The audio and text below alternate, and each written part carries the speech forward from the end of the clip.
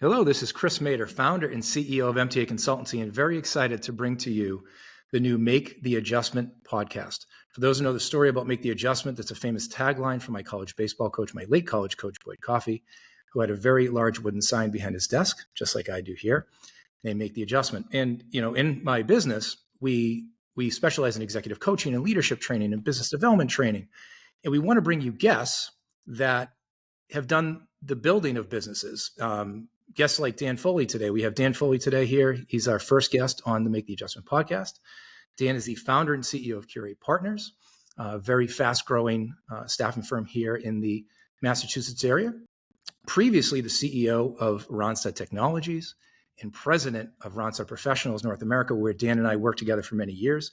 Interesting thing about today is that Dan and I have seen each other socially, but we have not had a business conversation in over 10 years. So I am so excited to bring Dan's insights to our listeners today. So Dan, welcome to the podcast. Thanks for being here.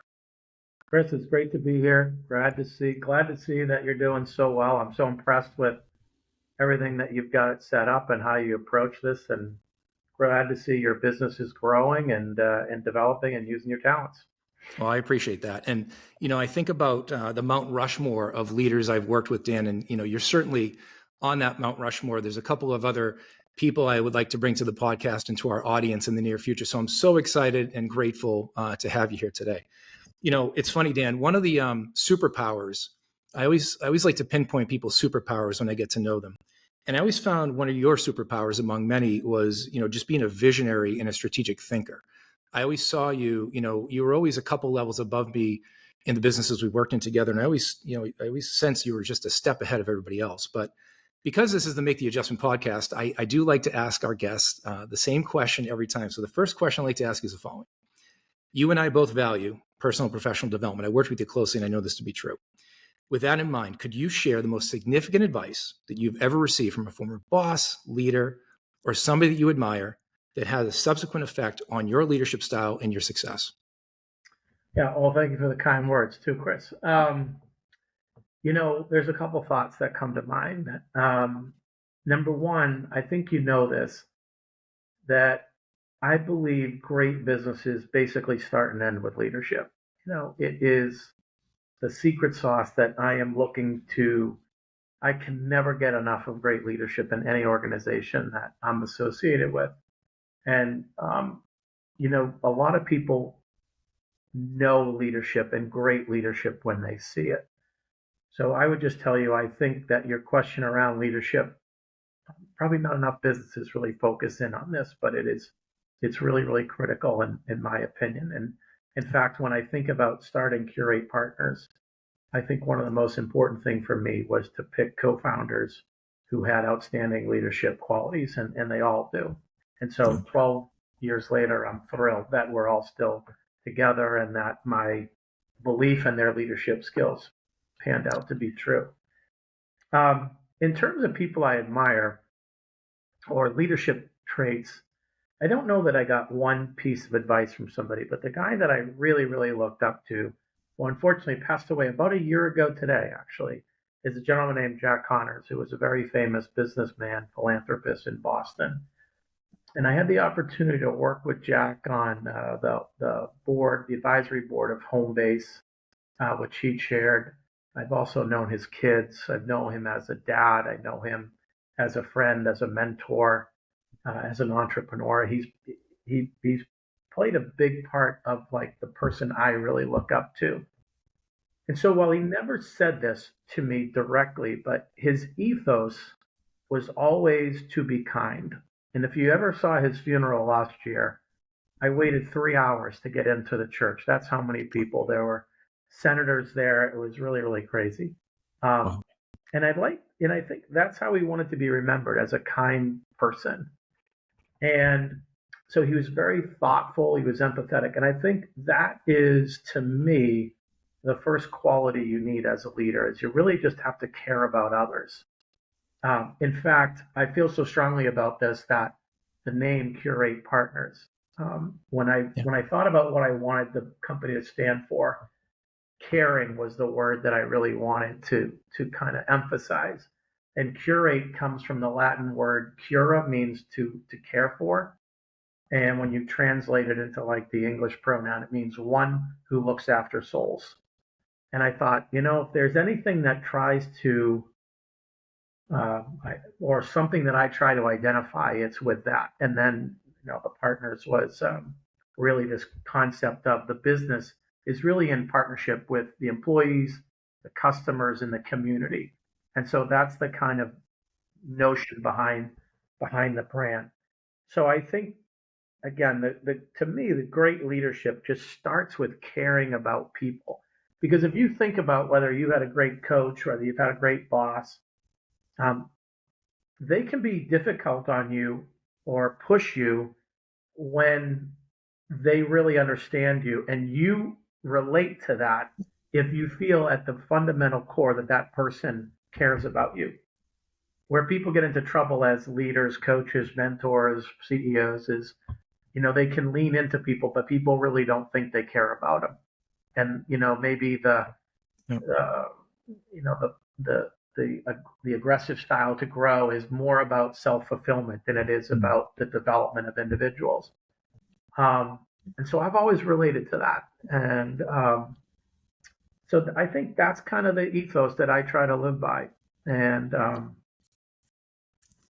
So great. I mean, I'm taking notes already because I have a few follow-ups already for all this. This is fantastic. So let's just end what you just said. So you talk about like that drive to succeed that leaders have, and something I see as a coach in the businesses I peek into is the challenge of the leader that has a lot of the knowledge and still has their hands on the wheel, as opposed to the development, like you just said, of the people around them.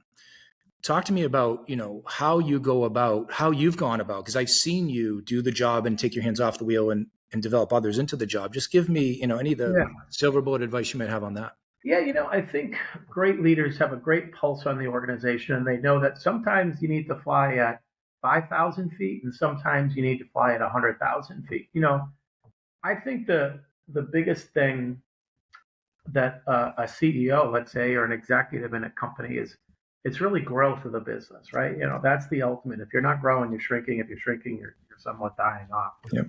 Um, and so sometimes there are times where you really got to get into the weeds and help steer the ship. But that's not really where you belong, right? You belong in developing the war plans that others can follow. And I think that to me, the strategy part is a really, really important part that maybe that's another part people don't really spend enough time Yeah, I'd like to developing. talk about that. I want to dig into your strategic thinking piece, because that's, again, I Yeah, believe it to be one of your superpowers. I've seen you just be right so many times. You would say things to me years ago. You say, Chris, here's where the market's going. And I was kind of on the ground, maybe in business development, and I didn't see it. But I did trust my boss, Bob, who you had managed, and yep. yourself. I'm like, well, I trust these guys. And I followed you. And I was like, I say almost every time you were right. I think you're right every time. I'm like, how does he know? You So share I this with want to my get, wife, by the way. That would be no, great. I know. Let's get your wife on the pod. So yeah. But yeah, so Um, just tell me, how you go about that. I want to get in your yeah, brain as best we can here. Yeah. I think I think maybe what I'm always looking to do is to try to when I'm putting on my strategic cap, I'm really trying to fly at 100,000 feet. If I'm Okay. flying at 5,000 feet, it's very difficult to see where things are going. But the higher up you go, the Yeah. more you zoom out. I think that's what helps. And so to that point, it's really hard to zoom out if you're constantly just tactically, fighting hand to hand combat. Yeah. So I think that's kind of the analogy, Chris, that comes to mind is, if you have a boat and you're looking at a GPS, sometimes when the GPS or the map is really focused in, you really kind of don't know where the hell you are. Yeah. But you keep hitting the minus button and you're zooming out, and all of a sudden it's like the bigger picture emerges. That's great. And I think so, great leaders have metrics and data points that they use, as well as the zooming out to kind of guide you. I think you need to be really well read on, be the expert in your industry. I think networking plays a huge part of that and talking with other people in your industry or different industries. Um, you kind of need to be on this constant journey of learning and innovating. This is one thing since starting a business I've really realized is that and it really plays perfectly into your brand, to be quite honest with you. Yeah. If I look back, let's say I've started Curate almost 12 years ago. It's easy to fall back on the tricks that you did 20 years ago, right? Because you know them and they worked 20 years ago. Yeah. But those tricks don't work today. Yeah. They really don't. Yeah. And so you have to keep innovating your business. And to your point, you need to kind of keep making these adjustments. And I find that is actually one of the strengths of Curate. I think over our 12-year period is we've been able to zoom out. We've been able to see some trends and spot them. Maybe before they've happened, but if not, quickly thereafter. And we've been able to pivot the business because we're small, nimble, we're entrepreneurs, and we have a great relationship. And we're able to use that to kind of move the company into some nimble directions. And we think, frankly, that being smaller is a huge advantage in that realm. We early on in the company, we kind of zoomed out and we made a pivot. And we were joking, like we started talking about 8 o'clock in the morning. By 9 o'clock in the morning, our website was changed.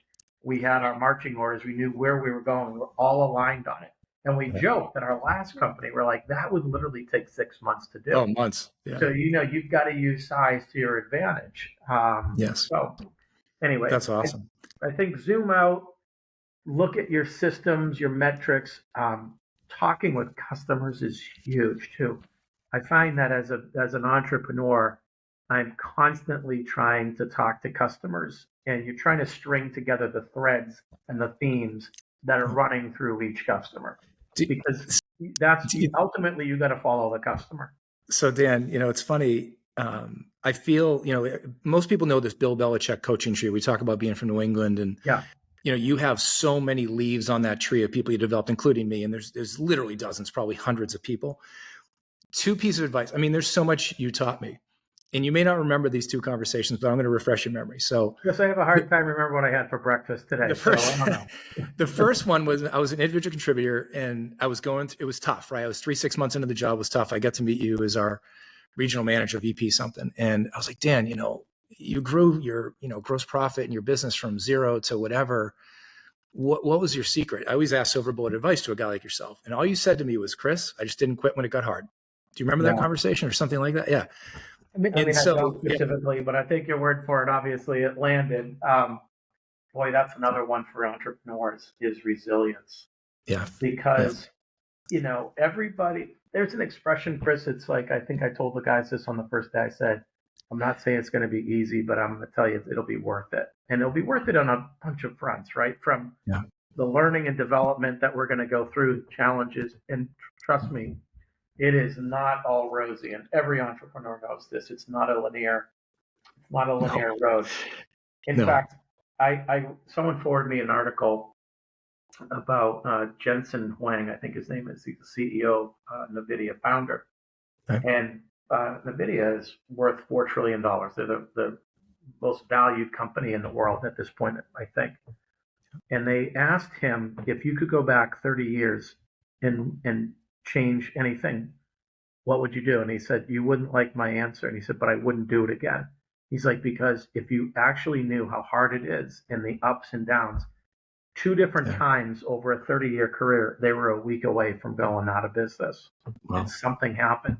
And so I do think as an entrepreneur, you have to understand it's not always going to go like this.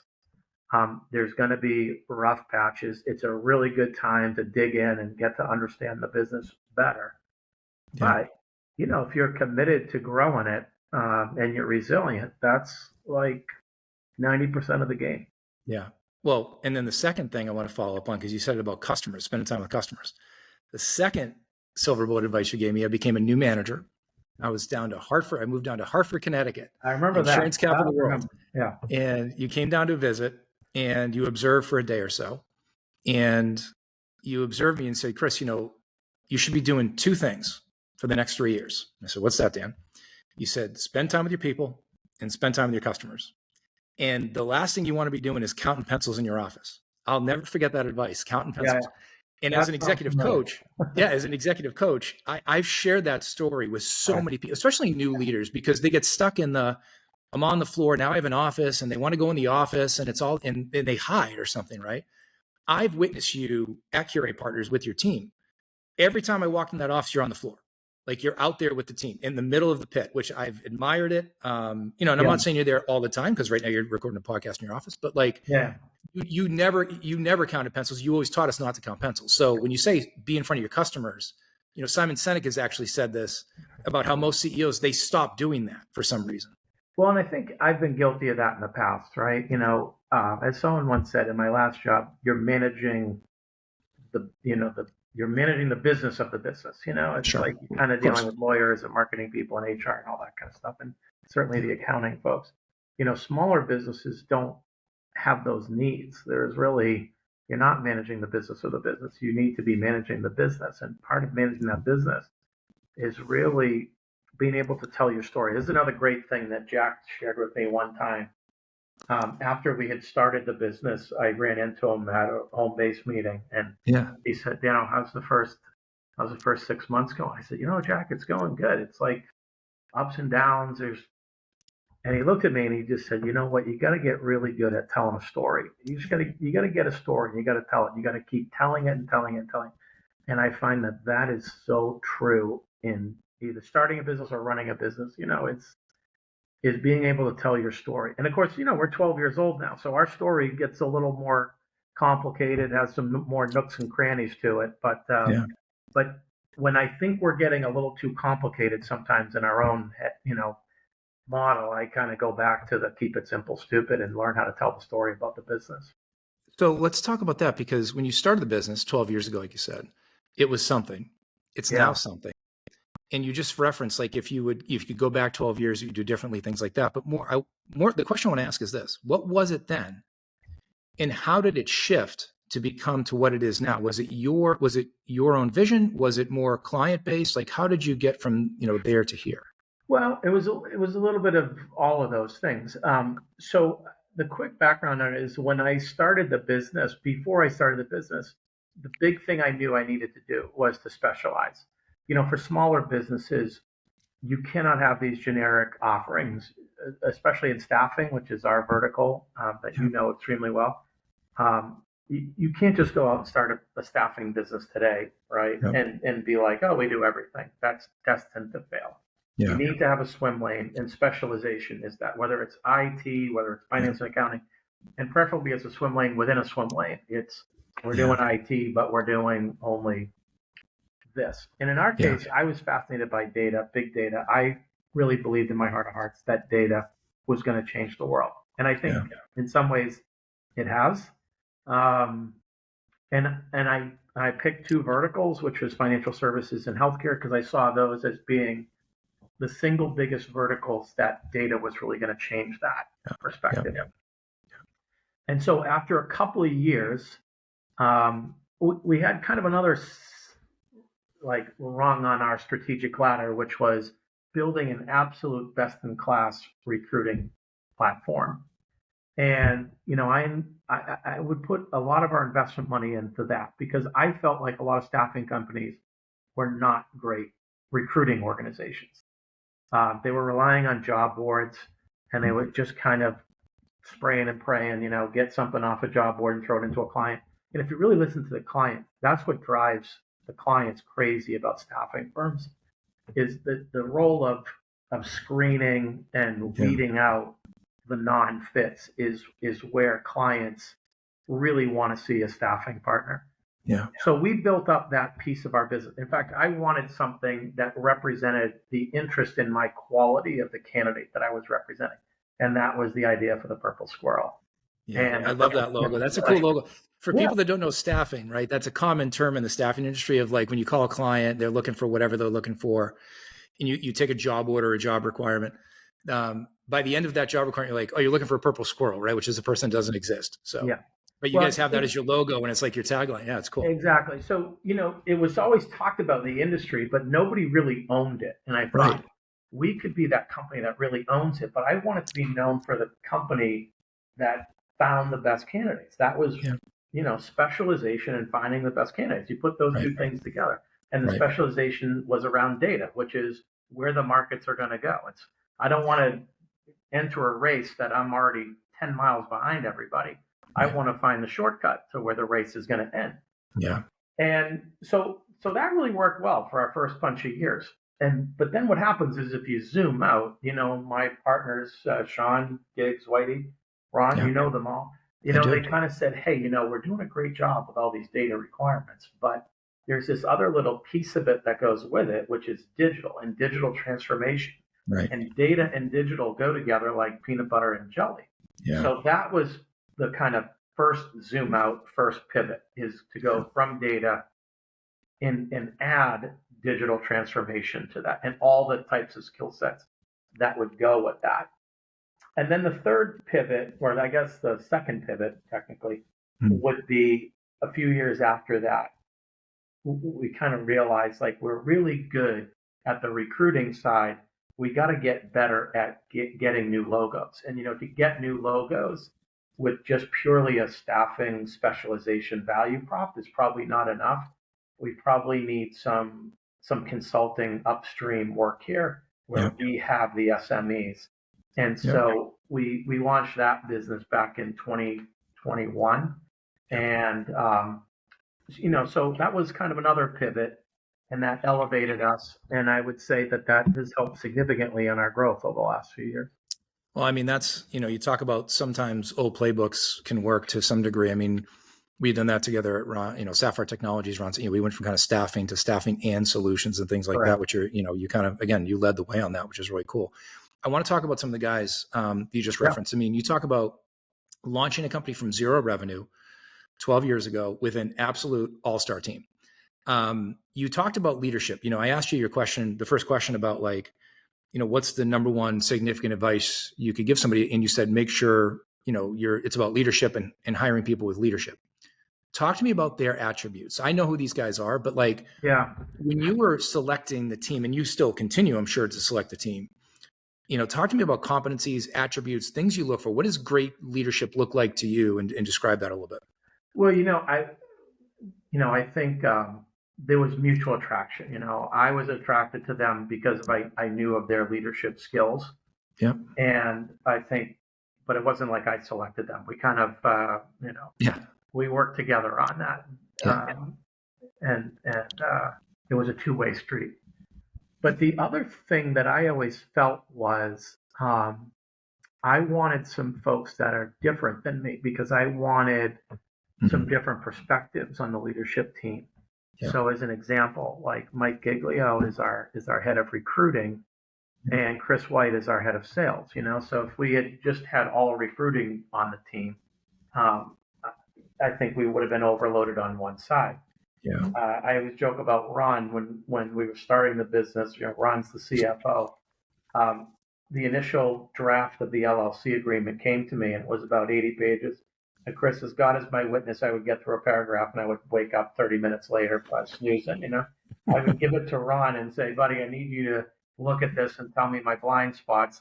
And we'd meet the following week. And he had gone through every single page of the 80 pages, highlights, notes, circling this, questions about that. He rounds out a part of my skill set that I'm not good at. And, maybe I bring something to the table that is not his forte.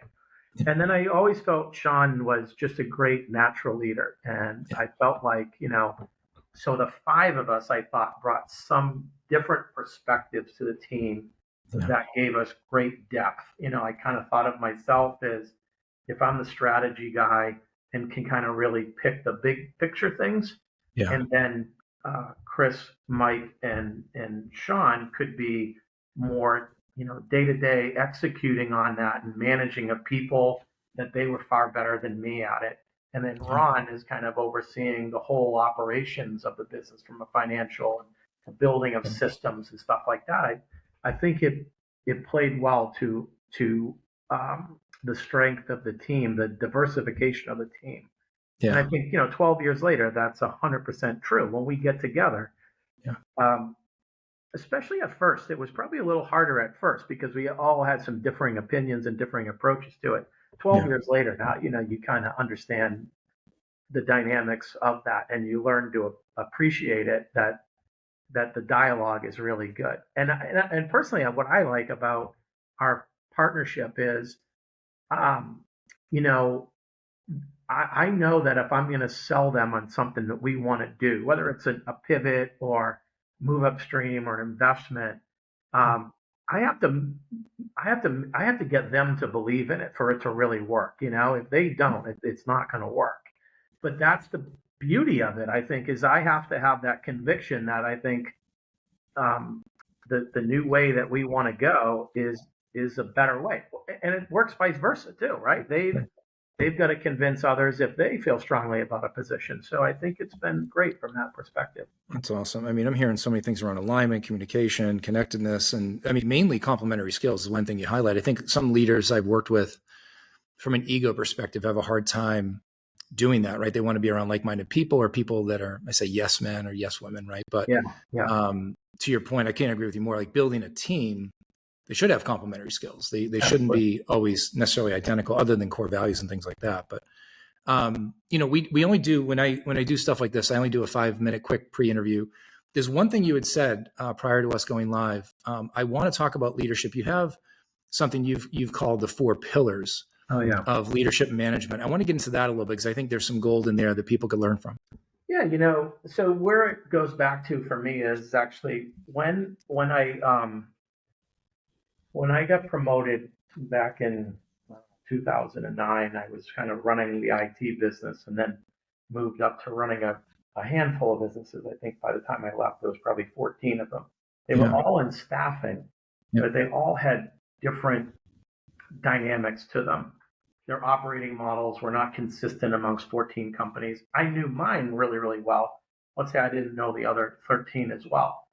And so for me, I had to devise some kind of foundational model where I could evaluate these businesses um, from a consistency standpoint. And what I kind of developed was, to me, there was 4 building blocks.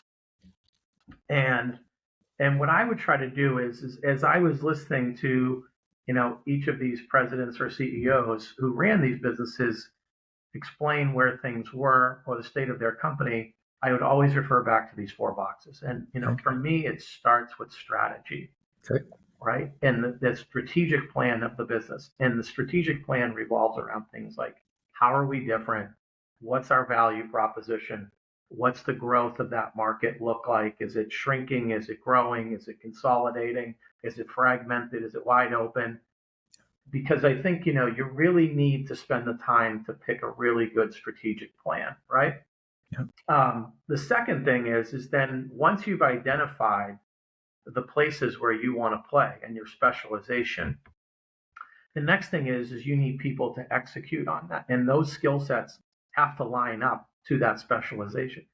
Prime example would be you could have a staffing business where you have these wonderful people who have been incredibly successful. And then you go out to start a consulting business. And that's a whole different model. The same people who got you here are not the same people that are going to get you in that second paradigm. So you need people that align to that strategic plan skill set wise. But I think it goes different than, deeper than that too, which is kind of like, how do you develop your people? How do you treat them? What's growth paths look like? How are you compensating them? Are you in the top 10%? Are you in the bottom 10%? What's your turnover ratio? You really have to dedicate a lot of time to people. Then the third box is culture. And, I know you're a big believer in this, as am I. Yeah. And culture is just, how are we as a company? Are we a good company?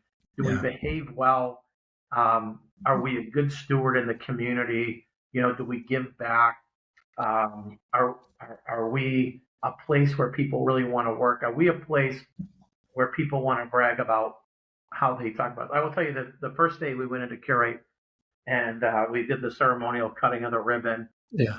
The 5 of us went into the conference room, and I started the meeting off by saying, before we talk about what we do or any of the tactical things, I'd like us to go around this room and talk about how you want people to talk about us at a cocktail party. Well, that's awesome. And how do we want to be known?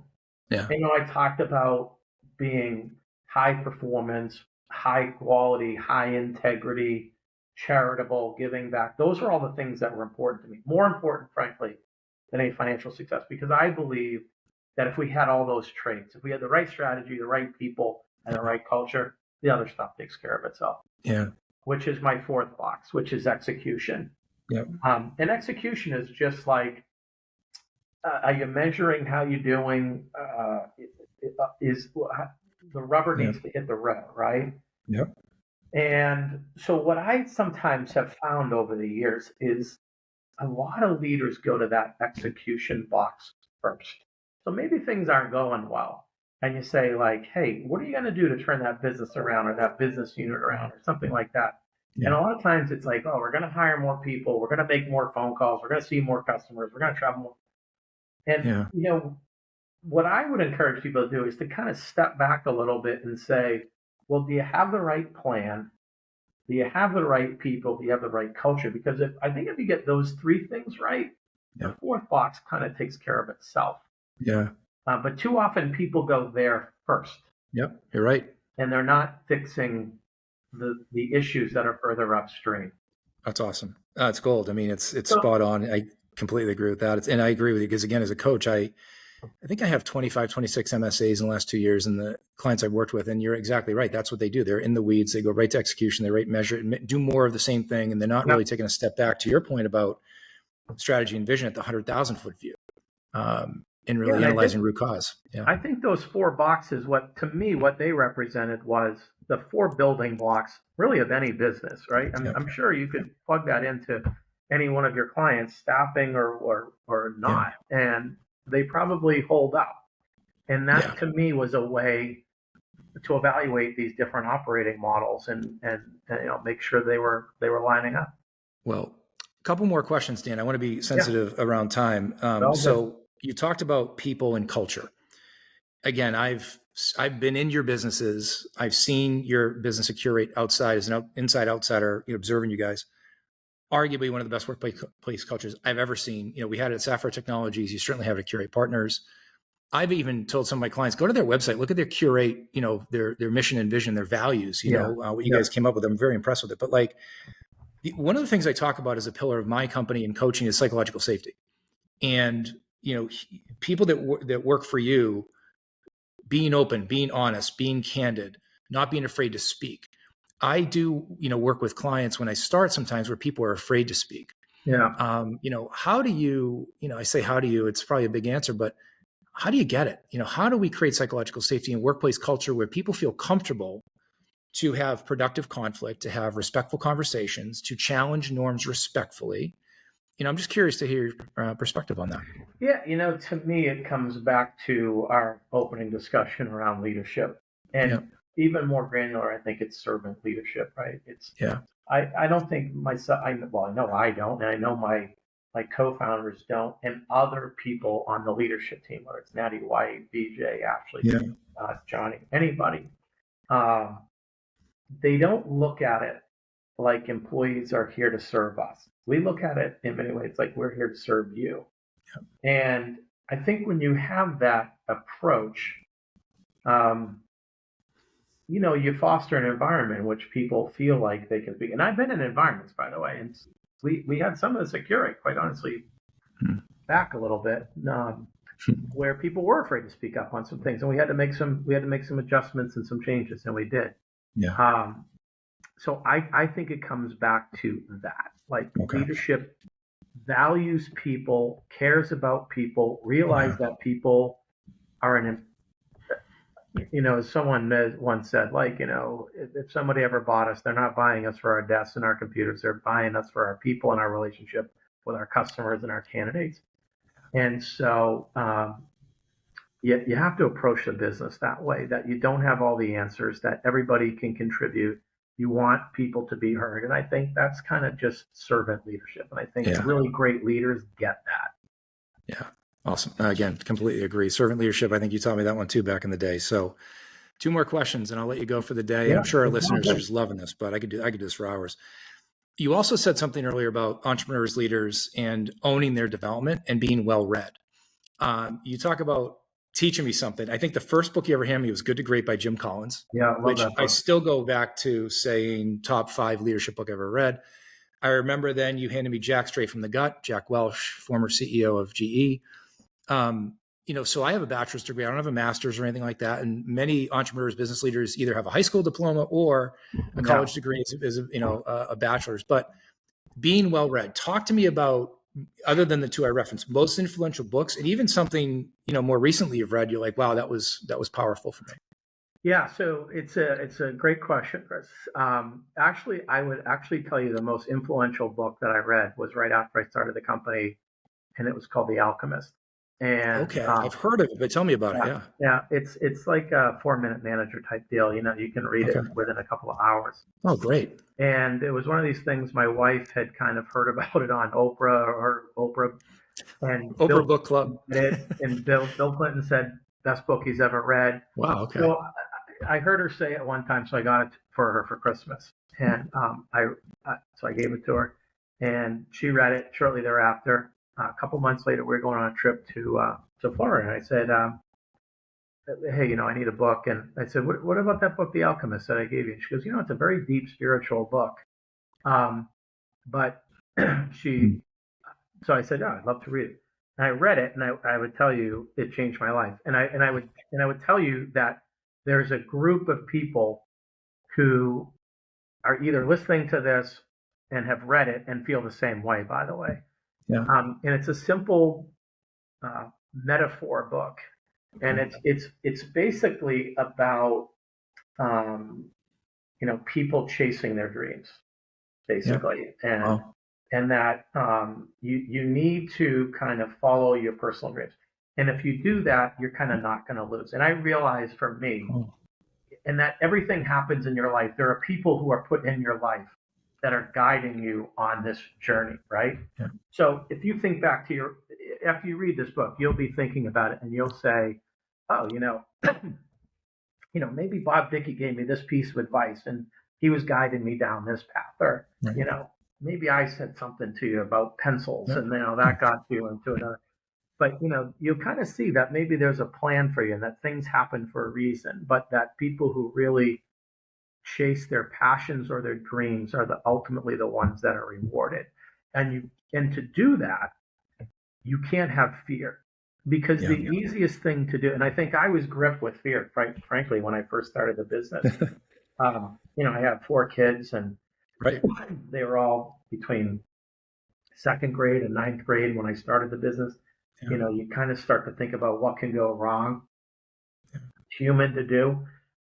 But I think what the book gave me peace in was that this is what I was destined to do. I was destined to go start a company and build one. And I suddenly realized that I was on a journey, and it just gave me comfort and peace. So, that's the book I talk about a lot. And honestly, Chris, I've tried to make a point of reading it once a year, just because I feel like fear and doubt can creep in so Absolutely. often to the entrepreneur, right? Yeah. But it will help you refocus to what your true purpose is. There's a reason why you started Make the Adjustment.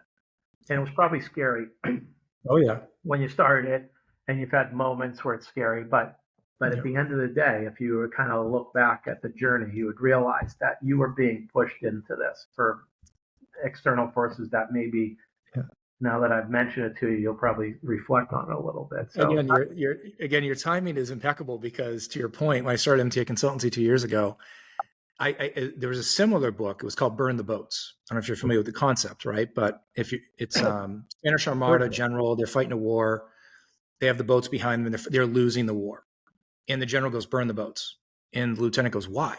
If you burn the boats, we can't leave. He goes, that's exactly why. If you burn the boats, we have to fight and we'll win.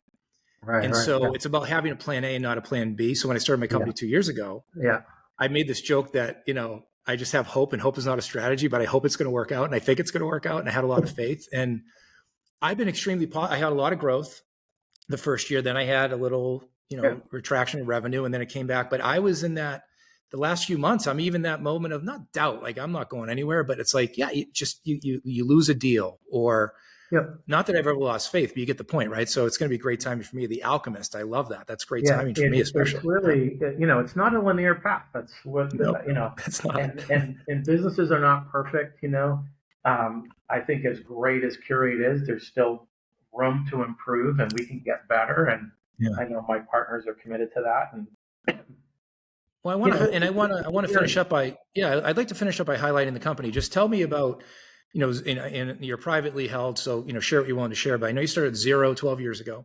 Just yeah. tell me about the state of the company, what you guys do, what are the, Yeah. offerings, locations, just because anybody that listens to this show that's been in staffing, Dan, is going to be interested to learn more about you, whether they're a client or prospective employee. So just tell me, what's the story? Yeah. So, we started 12 years ago. We have two divisions. We have Curate Partners, which is our staffing organization, providing temporary resources really around initiatives in data, digital transformation, CX, and AI. Got it.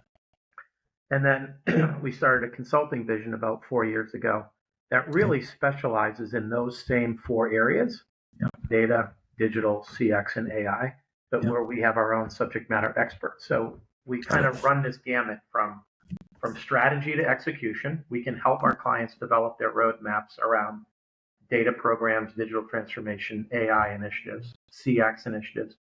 So we can go from strategy to execution. If we highlight a roadmap for you, you may want us to execute on that, and we can find the resources for you. Got it. But we also scale from all of these clients have data problems that affect their digital platforms, which affect their CX or customer experience, which makes it impossible for them to get to an AI world. Yeah. So I'd like to think we kind of scale left, right, and up and down. Left, right is data to AI. Yeah. Top down is from strategy to execution. Very cool. And, we probably have close to 50 employees now. And wow. It's been a fabulous ride, and I wouldn't change it for anything. And I've really enjoyed 12 years. And I'm more interested now. And I've been doing this a long time, as you probably know. And so, for me, it's all about that next generation, taking on more responsibility and wanting to grow with us. We have virtually zero turnover in the business because I think we focus in so much on the people and the culture. I think that's where we get great praise. And it's really satisfying to see some people like a Johnny Kale, who started with us when he was probably 22, and he's 31 now, and he just got engaged, and he's looking at buying a house. That's the stuff that really, gives me great joy. Yeah, you've been consistent with that. Who has crushed it for us on the recruiting side, and got engaged and married, and now is a mom and is pregnant with twins. It's Kathy. I could go on and on about Natty White, seeing the growth of some of these folks and their commitment to the company and their loyalty to the company. But I think it's because they believe in the mission. Right. I really do believe that. Right.